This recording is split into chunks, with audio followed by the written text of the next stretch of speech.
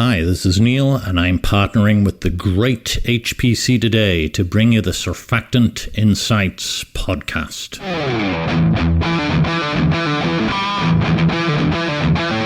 Today, we're talking about the regulatory maze that a surfactant company may find itself navigating in just the household and personal care cleaning markets. My advice, right up front, when considering making new products or entering new markets, game everything out to its conclusion when thinking about the regulatory hurdles you have to overcome before starting commercialization. Plan carefully how you make, market, test, even name your products with an eye on the regulatory impact before you get started. Finally, get expert advice. Here's a few regulations that you'll need to become very familiar with. First up, dioxane in consumer products.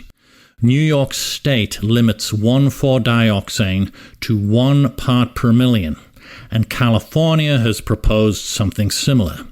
This, therefore, is a de facto national standard, and of course it affects ether sulfates more than any other class of surfactants. Most major sulfators have met this regulation by ensuring that, in their surfactants, dioxane is limited to a maximum of 5 ppm. But there's more. Germany notified ECHA in 2023 of an intent to restrict dioxane in surfactants to 1 part per million active basis. That's under REACH Annex 17. The dossier submission has been delayed to October 2025, which is very soon. This is a big deal, and I expect a lot of pushback from the industry.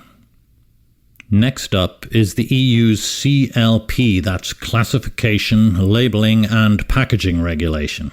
This requires surfactants and mixtures to be classified for hazards. Recent amendments have introduced new hazard classes, including endocrine disruptors, persistent bioaccumulative and toxic substances, and very persistent, very mobile substances. This CLP also has implications for other regulations, including the Detergents regulation. So let's talk about that. We're still in Europe here. The EU Detergents regulations mandate ultimate biodegradability for all surfactants since 2004. The 2023 proposal, provisionally agreed just this June of 25, extends stricter aerobic and anaerobic biodegradability to all organic ingredients. It introduces a digital product passport, requiring extensive data to be available via a scannable link. It also proposes stricter rules to substantiate green and bio-based claims. Okay, let's head over to the USA. As I've said and written extensively, TSCA, the Toxic Substances Control Act administered by the EPA, is a national embarrassment. It's a slow and anachronistic process to get any new product onto the cleaning market, thankfully excluding personal care, which the EPA does not control. My only advice is to start early, push relentlessly, and make sure your product is fully biodegradable. And if it qualifies as a polymer, well, so much the better. Next, the INCI naming system. That's International Nomenclature of Cosmetic Ingredients. It's not a regulation per se, as it's industry self-managed, but it's critically important.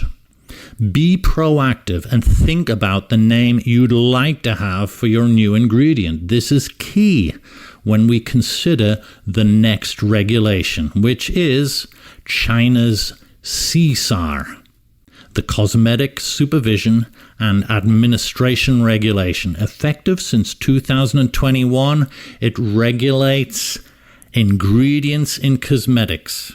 If your ingredients INCI name is already on the approved list of products, that helps avoid some time and some expense.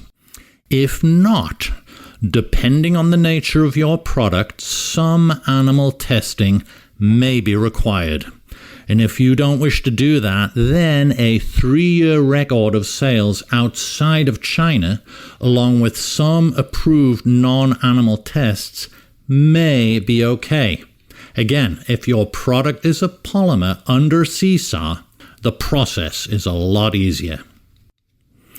On top of what I've just mentioned, various initiatives regulating PFAS will be something to be aware of as manufacturers, as will, of course, the EPA stance on ethylene oxide handling facilities and their potential for air pollution, which, for the meantime, seems to have eased off, but with future changes in the US administration, may well kick back into high gear.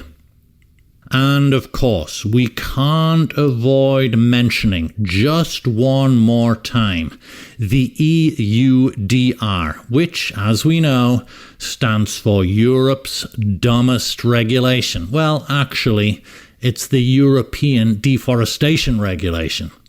Right now, the current draft allows into Europe non-ionic and anionic surfactants of almost any provenance, but strictly regulates the import and use of fatty alcohols and fatty acids, precursors to those surfactants made from palm. This loophole just needs to be fixed. So, a lot to consider in terms of regulations, especially for companies dealing with new products and/or new markets. As I said at the beginning, start working on this early and retain expert help. It will be worth it in the long run. If you've anything to add or ask, please get in touch. And in the meantime, thanks again for listening.